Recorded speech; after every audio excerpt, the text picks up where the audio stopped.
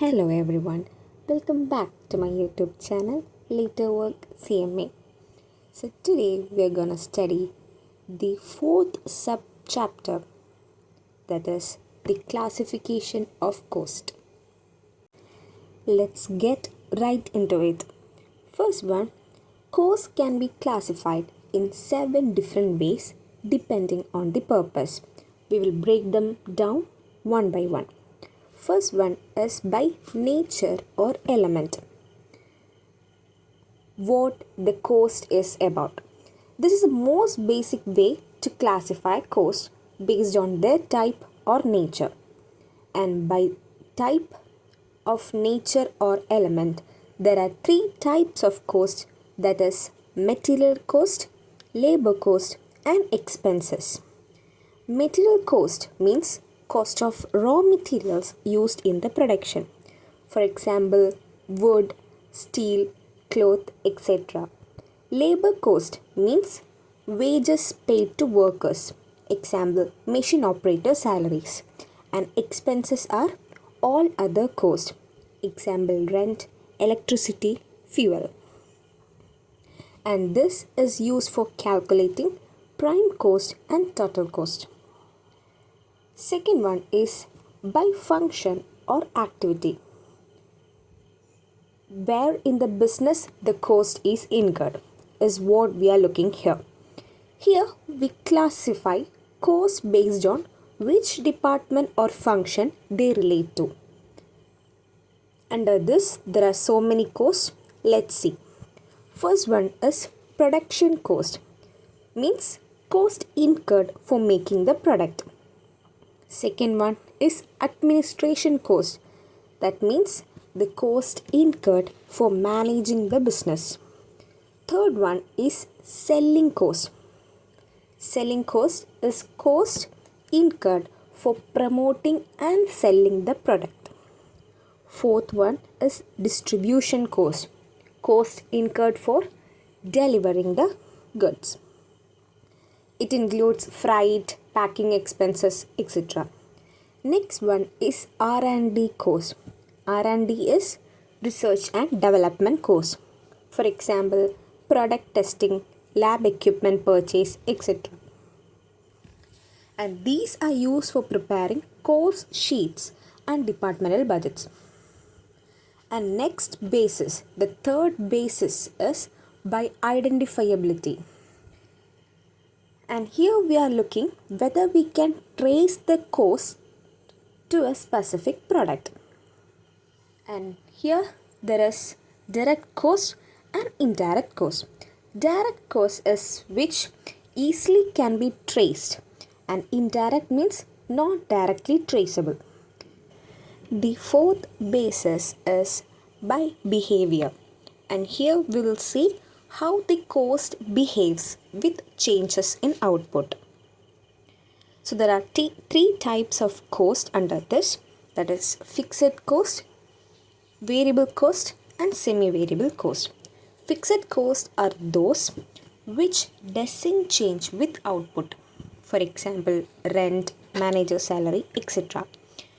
Variable costs are those which changes with production volume. Example, raw materials, packaging, etc.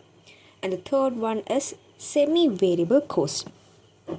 And this has both fixed and variable components. For example, we will say electricity bill. And here we will have a base charge, as well as there will be an increase or decrease based on the usage. Fifth basis is by controllability.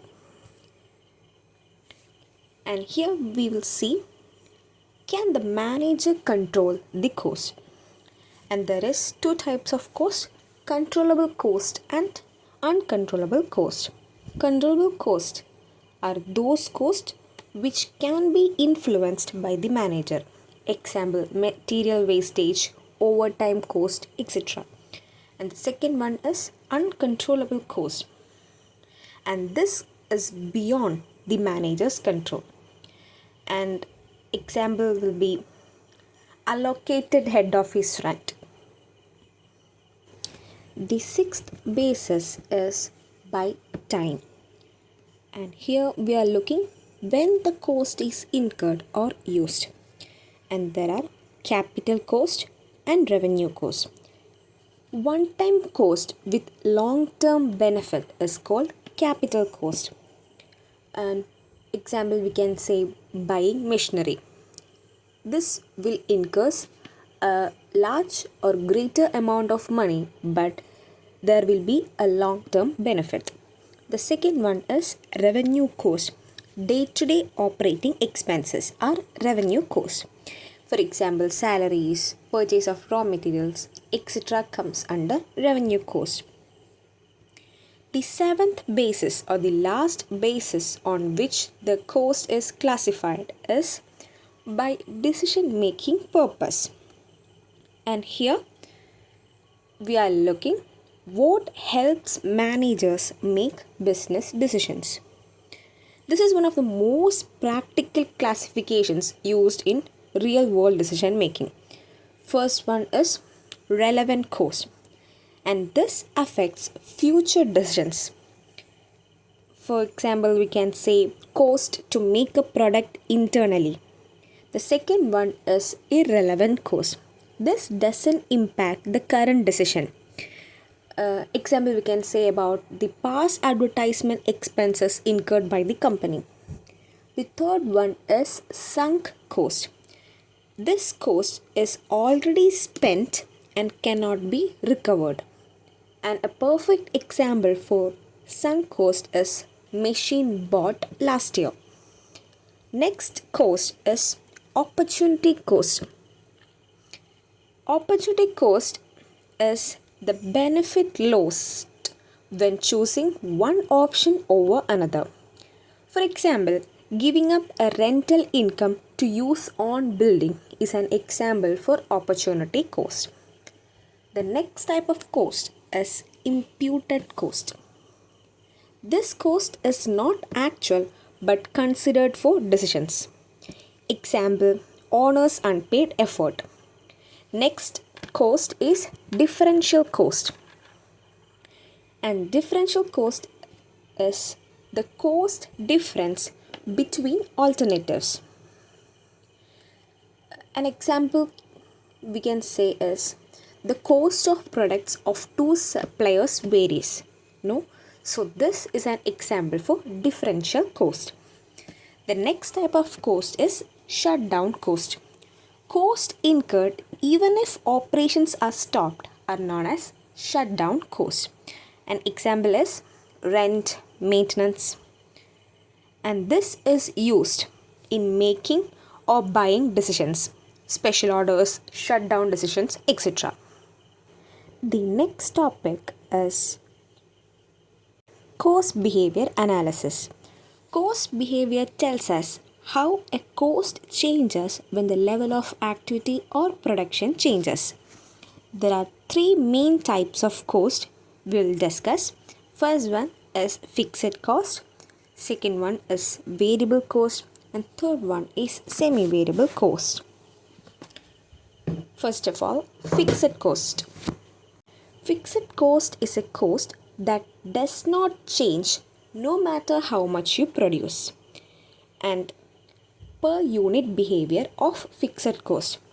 As production increases, the fixed cost per unit actually goes down.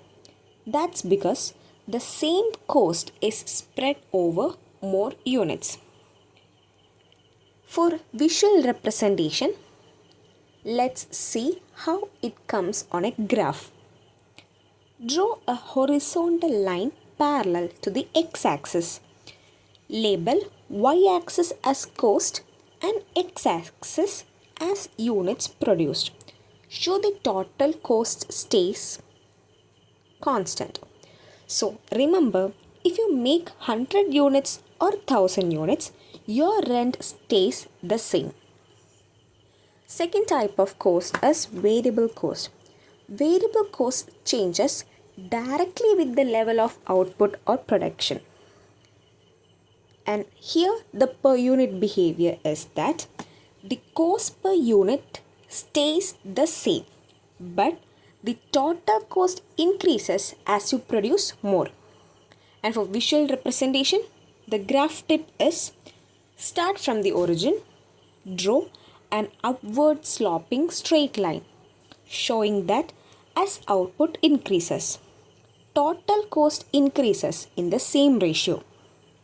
So basically, more output is equal to more cost, and less output leads to less cost. The third type of cost is semi-variable cost. And these costs have both mixture of fixed and variable components. Here the behavior is that there's a base cost you pay no matter what. Then the cost increases as usage or output increases.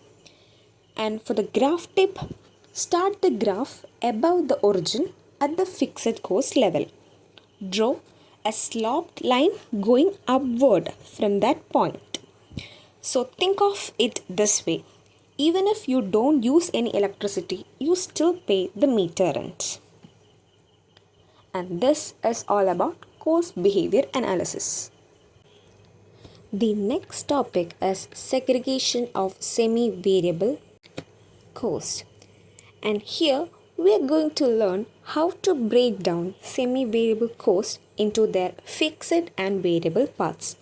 This is super important for budgeting, decision making and cost control. Let's dive right in. Semi-variable costs have both a fixed portion and a variable portion. And to manage them properly, we need to separate these two components. And the question is, why do we segregate semi-variable cost? And the answer is, we do this segregation to prepare accurate budgets, make better business decisions, and cost control. And there are 4 methods to segregate this. First one is graphical method or scatter diagram. And this is a visual method. Here we will plot total cost on y-axis and output or activity level on x-axis. And the y-intercept of this line represents the fixed cost and the slope of this line shows the variable cost. The second method is high-low method. This is a quick and easy method that uses just 2 data points, the highest and the lowest activity level. The third method is linear equation method.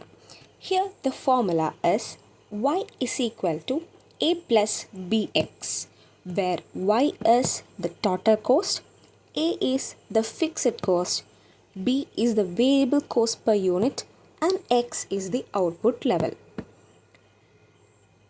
And one of the limitations of this method is that it requires some algebra skills.